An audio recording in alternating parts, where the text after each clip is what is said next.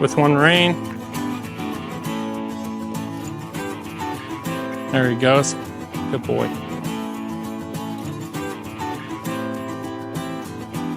Now I'm going to let him just go out here along the outside of the round pen. Feel the hindquarters.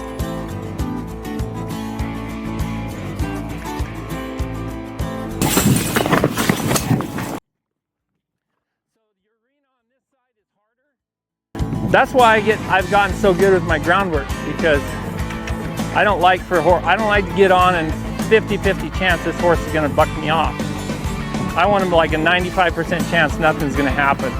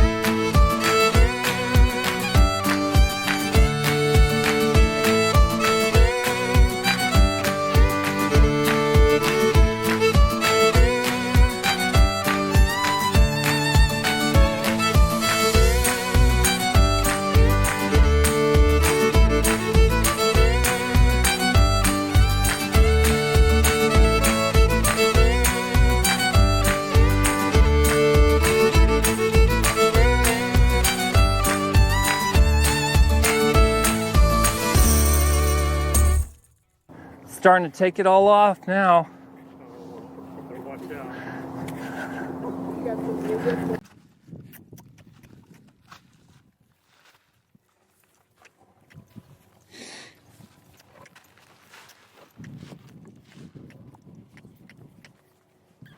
Good boy.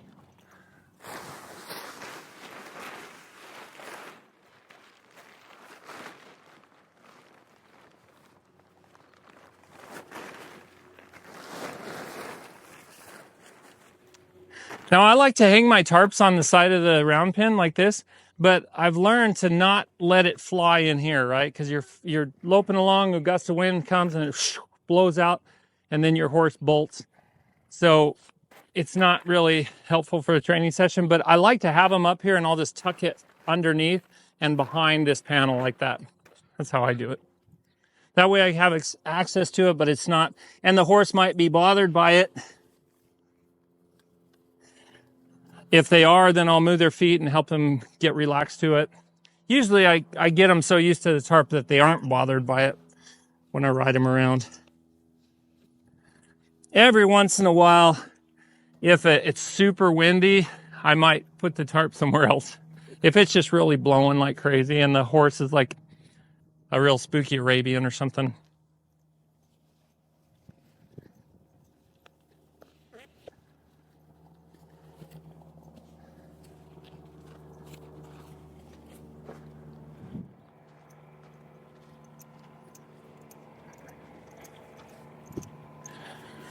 I'm going to just leave the halter on underneath the bridles in case I need to do some groundwork.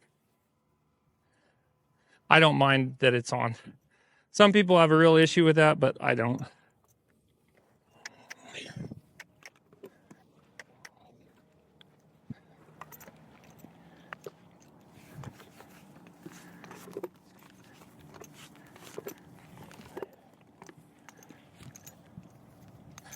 Now I'm going to desensitize with forward bending and the stirrup flapping. So I'm going to use this stirrup and desensitize with the stirrup, make sure he's not reactive to that.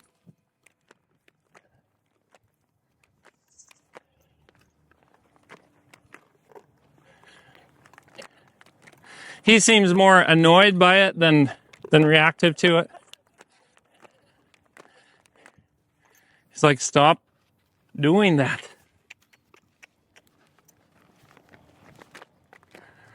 That's a little better attitude on this side.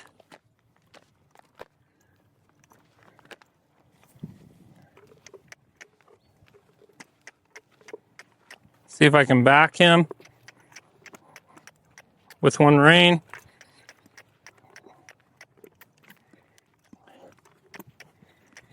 Move the shoulders through. So I'm using that inside rein. I'm gonna yield the hindquarters. Make sure he responds to that rein.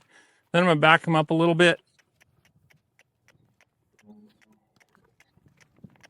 There he goes. Good boy.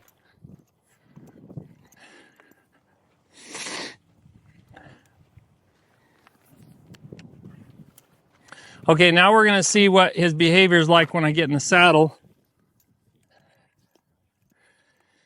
If I go to step up in the saddle and he pins his ears, I'll probably step down and back him up some.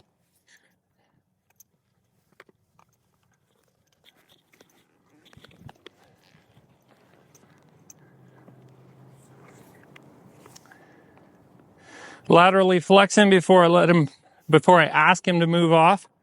So if I first get on a horse and they want to walk off, that's something that needs to be corrected. So you don't want to get on. The best way to help a horse not do that is every time you get on, I just like to laterally flex a number of times until they're responding really well to that rein, each rein. And then if I let them out of it, they just stand there. If he starts to walk forward, I'm going to do it again. I'm going to laterally flex. And there's some other things if it's extreme that I can work on, but for now, just laterally flex, let him out of it. And if he stands still, then we're ready. Now I'm going to squeeze forward. Can tell he's got like he's had a lot of training. He knows how to carry his head. He's got a nice headset to the inside, flexed. I'm just going to test his neck reining here. Now this isn't a snaffle, so sometimes they can get a little confused with it, but not bad. Like if I had him, I would work on refining the neck rein in a snaffle, but pretty good. And probably in like a shank bit, he's a good neck reiner, I'm guessing. Is that correct?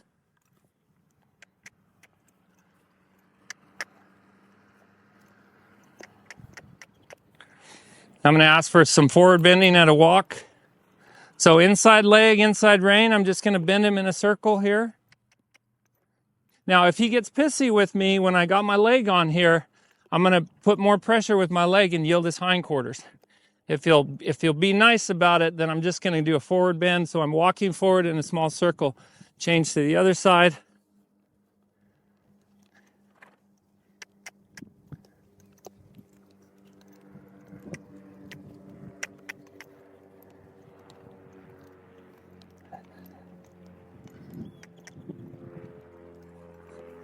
Let's try it at a trot.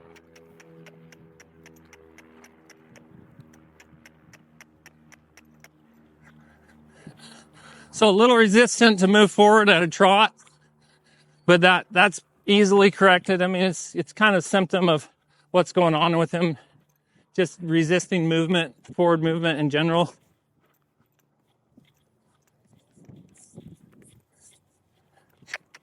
So I'm forward bending at the trot.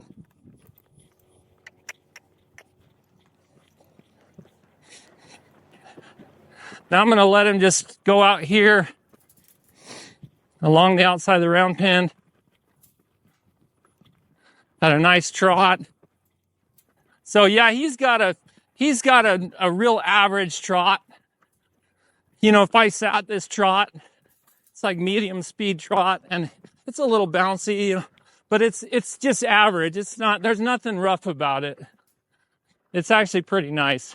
It's a nice trot to post. Real comfortable. Ooh. Now that stop was kind of poor. We'll try it again.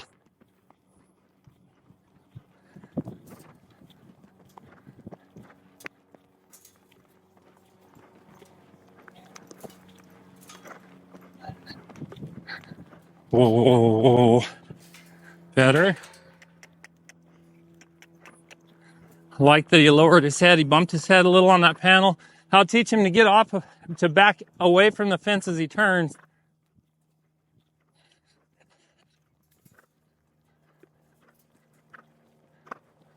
Whoa.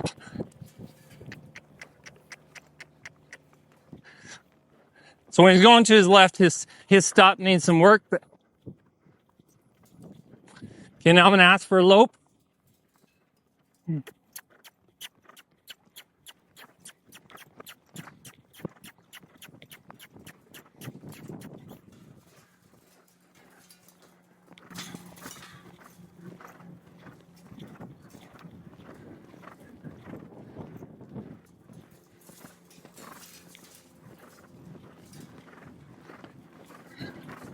Oh, good. So it took him a while to get into a lope. Let's try it this way. That was better.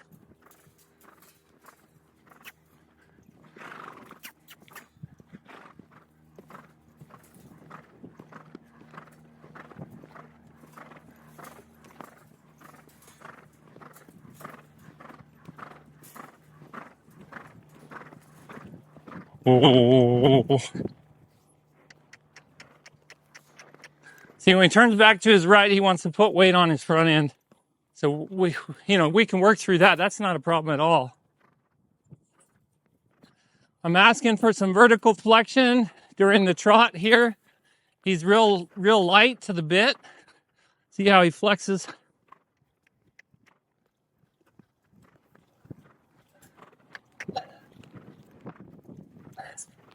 Oh.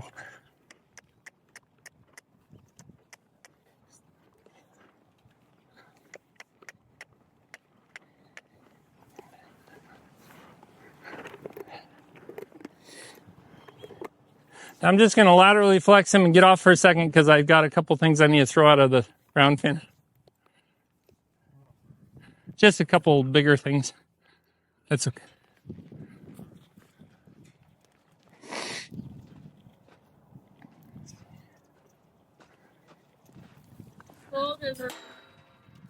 What? What's that? Said they sold this to us as arena sand, and you find it. Yeah. It was arena sand, but you find bricks in it. Yeah. It's pretty good sand.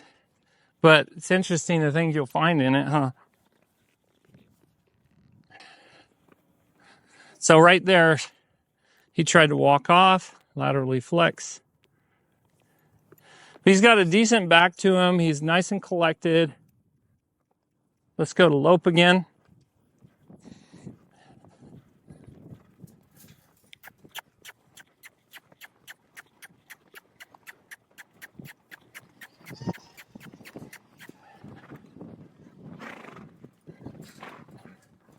Easy.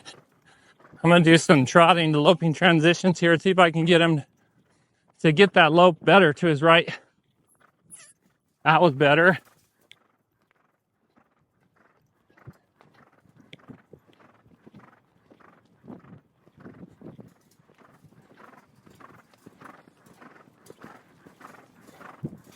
Easy. Oh. Get him off his front end a little bit.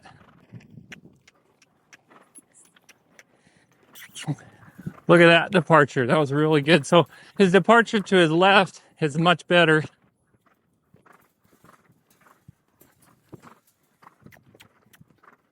Oh.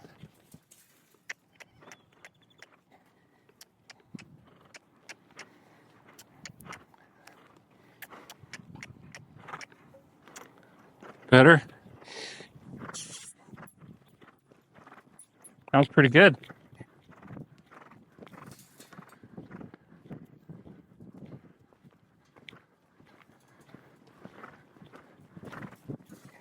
Oh. Now, I like to teach my horse to stop off of a whoa, but I also want to make sure I pick up on those reins and make sure he's light. Meaning, like, even though he stops, if I just say sit down and say whoa when he stops, at least for the first few months I'm riding him, I want to keep picking up on those reins and making sure that he responds and flexes when I ask him for that. Because what will happen is horses will get used to stopping off your whoa like that, and then they spook somewhere and you say whoa and they don't listen. They're not listening to you, so you got to pick up on those reins. This is really good. Yield the hindquarters.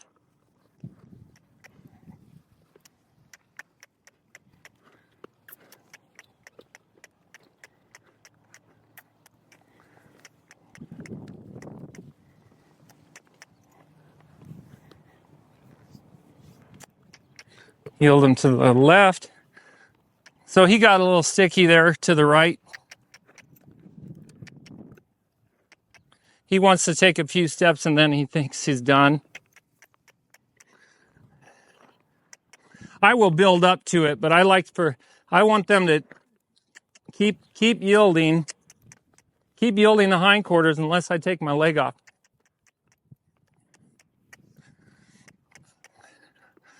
Oh, good. Try it again.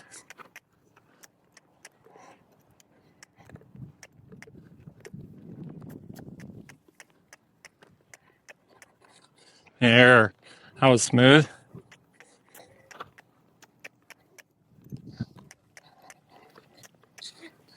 Ah, that was good. Just waiting for some more fluid, smooth motion instead of being sticky and kind of resistant off my leg. Pretty good. Now let's go to a 4/4 yield or turn around.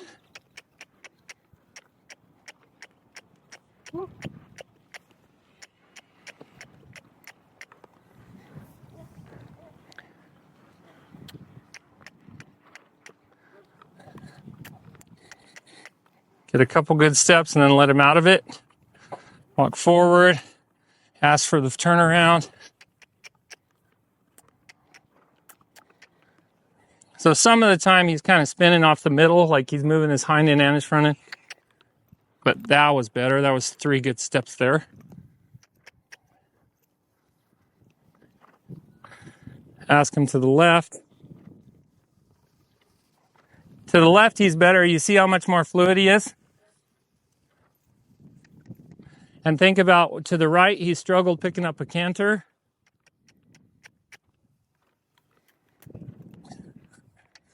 Sometimes the puzzle pieces kind of fit together.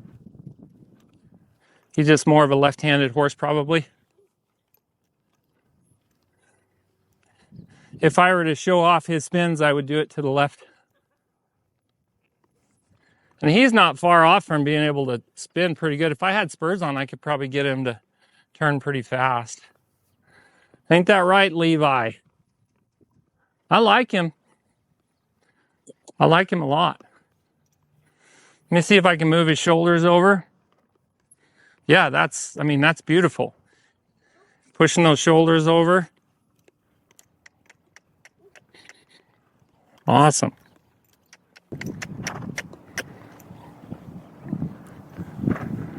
Ooh. I like Mr. Levi. I won't hold it against him. He tried to double barrel kick me.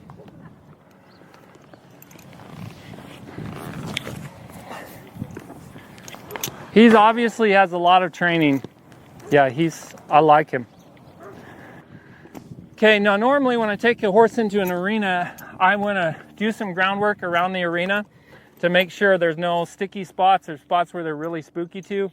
But I'm not too worried about him. I'll just get on and ride him around, and if I find a spot that he's worried about, we'll work on that spot.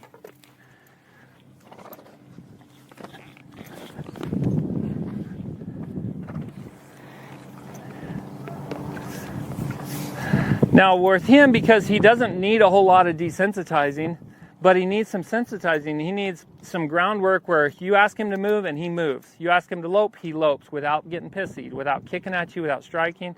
If he'll do that on the ground, then you can safely say he's ready to ride. But if you haven't done that yet, now you're gonna have to figure that out in the saddle, and it's much more dangerous. I'm all about safety. I'm not your great bronc rider. If I go into a bucking fit, there's a good chance I'm coming off. So I try to avoid it. I'm just straight up with people. That's why I've gotten so good with my groundwork, because I don't like to get on and 50-50 chance this horse is going to buck me off. I want him like a 95% chance nothing's going to happen. So I'm just going to let him walk around the arena for now. He's a little nervous over here. Those pumpkins are kind of scary. I make some sounds with my nose or with my mouth. Make sure that nothing above him is going to spook him. He's nervous about this area, so I'm just going to move his feet around in this area. Touch these leaves above him. And when I do that, when I touch something above him, if I'm gonna reach up with my left hand, I'm gonna shorten my left rein. So I'm holding the reins with my one hand, but I've got my left rein short. I always prepare my horse in case they should spook if I do something like that. So if I go to smack my leg, or I go to reach up and touch some branches on a tree or something, and I'm always doing this because I wanna make sure a horse isn't gonna freak out when I hit a branch like this. So I'm doing stuff like that. I'll grab a panel. But when I do that, I'm leaving my one hand to the reins, so I want to make sure that I shorten that inside rein, the one that I'm reaching up with. Just a tip for safety.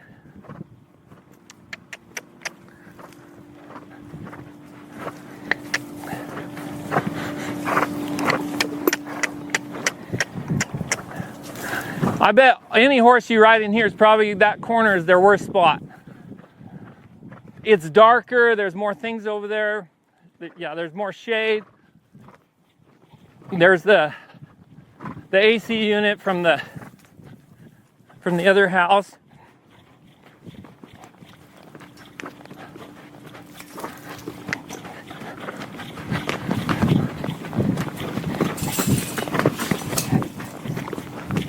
So the arena on this side is harder, and it's a little uneven, so he kind of tripped in there. If your sand is 3 or 4 inches deep, there's a lot less chance that they're going to trip. Now, I will say the only thing I'm noticing here is that he is a little off on his left front. So I don't know if you notice it or not, but as we're trotting around here, he's just a little off on that left front. So you'll just want to, when you reshoe him or take the shoes off, like when you haven't had the vet out yet, have you? When you have the vet out, I would take the shoes off and trim them a little bit. I don't know.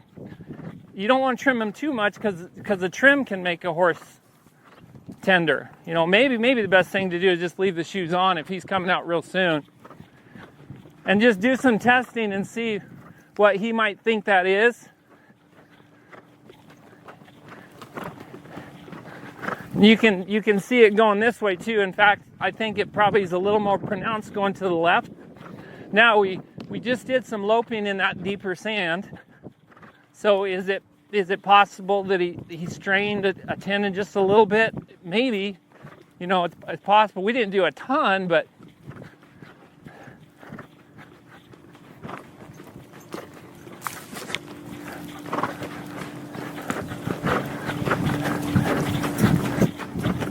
so I am going to lope him a little bit, but not very much, because but if you could level that side out a little and add a little more sand on that side, it's going to be much safer, because it's harder and then it's uneven. So those are a combination of a horse going to trip in there.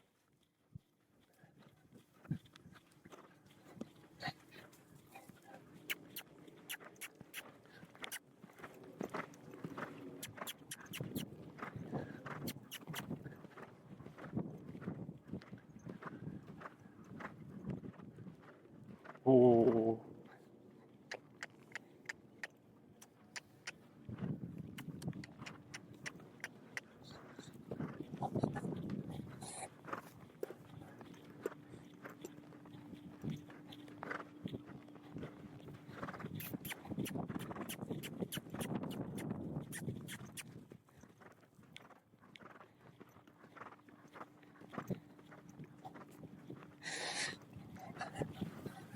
Sometimes all it is, like I've had horses get off a little bit on the front end, and if they're longer in the hooves, I just reshoe them and that just goes away. So sometimes they're just a little stressed because of their tendons are a little stressed, or some ligaments or something, or even the joint itself could be, some joints in there could be a little stressed on because of the long hoofs. It's not real significant, it's just a little, you know. I like I like everything about him. That's the main thing I would just check in on is that left front. And I don't know if he has a history of anything on the left front. No, I mean, I saw it immediately when he started, so I don't know. Yeah. And it could be also that he's been off for 2 years and now he's got kind of longer hooves and he's been off for 2 years and now I'm working him and suddenly it's like, oh, I feel a little ouchy. You know, if I haven't worked out for 2 years and I go and run a couple miles, I'm going to be pretty dang sore. Yeah. So that could be, well, I run a couple miles and my shoes are too small or something, you know, kind of to compare what could be going on. That may be all it is. But it would be worth looking into and just making sure everything looks fine. Maybe even x-raying that front left or something. Any questions that you have? You or you, Rick, you guys have any questions? Anything that I haven't covered that you want me to cover? I haven't tried side passing, but I'm sure I moved his shoulders nicely.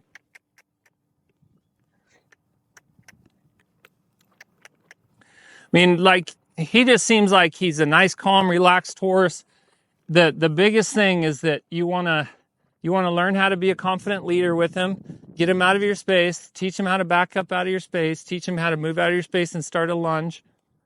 And as long as he respects you, man, he's just a nice, relaxed horse. Like I would love to ride him down the streets around here because he's that kind of horse. He's not spooky.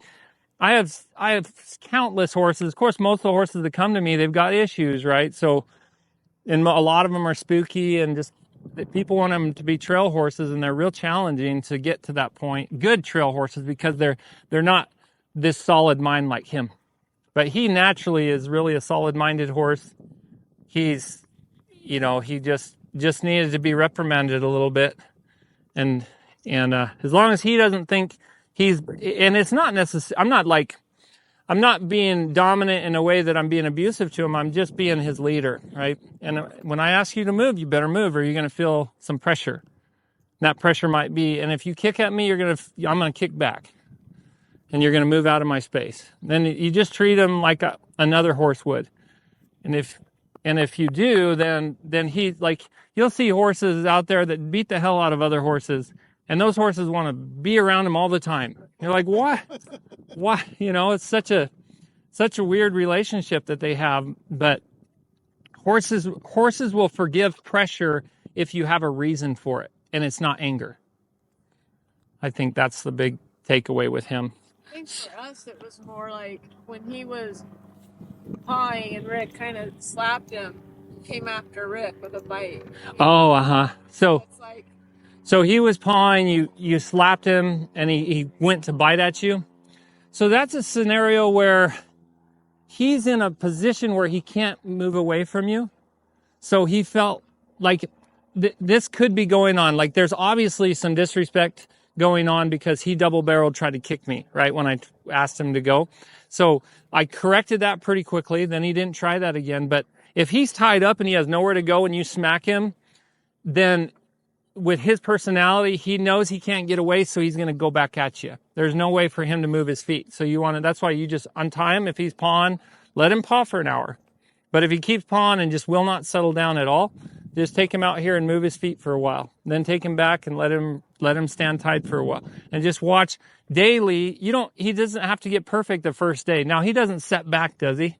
Like, okay, I didn't think so. Clyde doesn't, does he? no. Okay. I've got a blocker tie ring now that I use for tying all my horses. I have multiple blocker tie rings, and those are heavenly. I wish I had them when I was working with Bonnie. Yeah. I bought one. I haven't needed it, but Yeah. So he doesn't set back. So yeah, don't get after him right there in the moment when he's tied and he can't get away. Move his feet. And then let him go and stand and relax. Let that be his happy place. And then I think you'll be fine. But yeah, he'll feel defensive and he'll come at you if he feels like there's no way to get away. It's like you're pinning him in a corner and you're smacking him. You know, he's going to come at you. There's a reason they call it fight or flight. Usually it's flight. It's freeze, fight, flight, or freeze. So they'll either freeze because they're scared, or they'll run because they're scared, or they'll turn around and fight. And that's kind of the position he is in. He's kind of disrespectful and in a fight mode in that situation. That's a good question. Anything else? He's not jiggy. He's not wanting to move around. And we're just by ourselves. Like, he's really, now, who knows how he'll be with other horses, but probably pretty good. If he gets pissy, if you're riding with another horse and he gets angry at that horse, I talked about that in the Reata Horsemanship family group that we have. If a horse pins her ears at a horse coming behind her or beside her, you want to put her feet to work or put his feet to work. Make him move his feet, yield his hindquarters, do something about it. Don't just let him pin his ears and get pissy at another, because he's going to kick out and eventually he's going to kick somebody in the leg. Either hurt their horse or hurt somebody. I know people who have broken their feet, broken their ankles, broken their legs, their shins, broken their kneecap. And I knew somebody got kicked right in the kneecap, shattered it. And that was like a year of rehab. So, and still can't walk correctly. So if I have a horse, I went on a trail ride this last weekend, and I was the first time I had this mare out.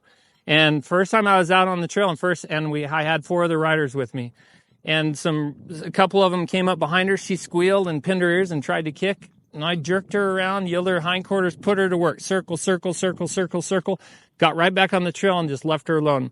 I did that half that intensity a second time, and then after that, the rest of the trail ride, horses would come up beside her, and she just look at him and be like, "I love you." She was great. That attitude completely went away because I corrected her right there, but she would have been like that and gotten to where she's kicking people and kicking their horses if I hadn't corrected it. Most horses, like I said in that video, most horses will overcome that. Some horses have such attitudes that you have to constantly be on them. And, if you don't like that kind of horse, then don't own that horse. I've ridden a couple, and personally, I don't like a horse like that, because they're just constantly bitchy about other horses. Yeah. Does he trailer for you okay? Or like when we brought him home, he hadn't left his house in He years. always will paw at the beginning, and then he'll settle in. But that day he was quite a little, let's go. Yeah. Yeah. Away he went. And He had been home for 2 years not doing anything. He got in the trailer and headed out. Yeah. And he played. Uh-huh. Yeah. Now there's worse. Okay, so I told you the best way, so she's going to paw in the trailer, he's going to paw when he's tied up too. It goes hand in hand. It almost always happens. They don't like being tied. They don't like being in the trailer. And so it doesn't surprise me that he doesn't like being tied and he just pawing and stuff. But if I keep using this method that I'm talking about, move his feet, let him relax, move his feet, let him relax, and I go a month or two and I can't figure it out, I'll teach him to hobble. I'll teach him to stand hobble trained. Or how would I say that? I'll train him to stand hobbled. So he'll have his front feet hobbled. But I have to train him to do that. I do rope pressure. I've got some videos for rope pressure and release, teaching a horse how to give to rope pressure on their legs. I teach him to do that first, and then I teach him to stand hobble trained and to hobble. Yeah. So, and when I mean, like, so some horses are hobbled, front hobbled, and they're taught they can graze like that. And that's how I grew up, and that's how we always did it. But that's not as effective. If the most effective thing to do is teach them to be hobbled in the front and stand still. So anytime I put the hobbles on the front, they don't move. And then I've got a horse right now in training that he won't stand still to get him saddled. And for 3 days, I couldn't get him to stand still. So yesterday I started working on rope pressure training. I'm going to teach him to stand hobbled, and then I'm going to start saddling him again. And I know a trainer out in California that does that with all his horses. If he gets off, he hobbles them. And before he rides, he unhobbles them. It's just what he does. And the horses know that when they're hobbled, they're just going to stand there. So a horse that paws in the trailer, if you teach him to stand hobbled, then in the trailer, if they go to try to paw, they can't. And then they'll learn to be real quiet.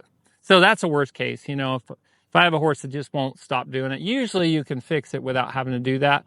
I like to teach all my horses to stand hobbled, so that if they got caught in a wire or something, I teach them to yield to rope pressure and be hobbled. if they get caught in wire somewhere or in with rope, or at some point in his life, he's probably going to get caught up in something. Yeah. And you want him to be able to learn to relax to that and give to it and wait for you to come get him out. And I've had horses on the ranch that I taught to do that up in Colorado. And one time we were working cows and we branded for like 3 hours, and I had a horse way on the other side of the corrals, and I wasn't really watching him, and he stepped in some wire. Shouldn't have had the wire there in the first place, but he stepped in this wire, and we got finished branding. I walked over there, and he was just standing there, just his foot in the wire, and I went and cut it all out. But he never, fortunately he didn't. There wasn't an accident there, but I like to teach all horses to do that. Some people think it's abusive. I think it's abusive to not teach them that, because not intentionally abusive, right? But it's problematic when you don't teach them, because then they get caught up in something, they freak out, they break a leg, they hurt themselves, they hurt you. You try to get them out and they paw you. I mean, I know a lady got pawed under her horse because of that and got knocked out, almost killed her. Luckily she survived it. Any other questions about him? I think you answered it as far as the established dominance. It's through moving his feet, through not letting him get in your space, and knowing how to communicate with him on what's acceptable and what's not. Yeah, that's the biggest thing, is make sure when you ask him, when you wiggle that rope, he should back out of your space. And if he doesn't, that needs to be worked on. Then when you lunge him, he should move away and then around you. And he should do it respectfully. Okay, everybody, thanks for watching House Calls with Luke. Levi was an impressive horse today. I really enjoyed working with him on the ground. I enjoyed riding him. I really like him. I really like his mind. Obviously, he was a little disrespectful at first. And we cleared that out. And if he becomes their new horse, there's some work to do for them to learn how to do the groundwork and do the riding that's going to get the respect that they need for safety. Because obviously, when he's rearing up and trying to bite and trying to kick and trying to strike, that's not a safe horse with that aspect. So the disrespect that he showed them and showed me early on in the session today was not safe, but everything else is certainly safe. And it was easy to move him through that and get him listening. He hadn't been worked with really or ridden for 2 years. So I really like him. He's just got a great personality, and I'm excited to see what happens with him. Thanks everybody for watching House Calls with Luke. Are you the next house call? Make sure to get a hold of us, and we'll see you soon.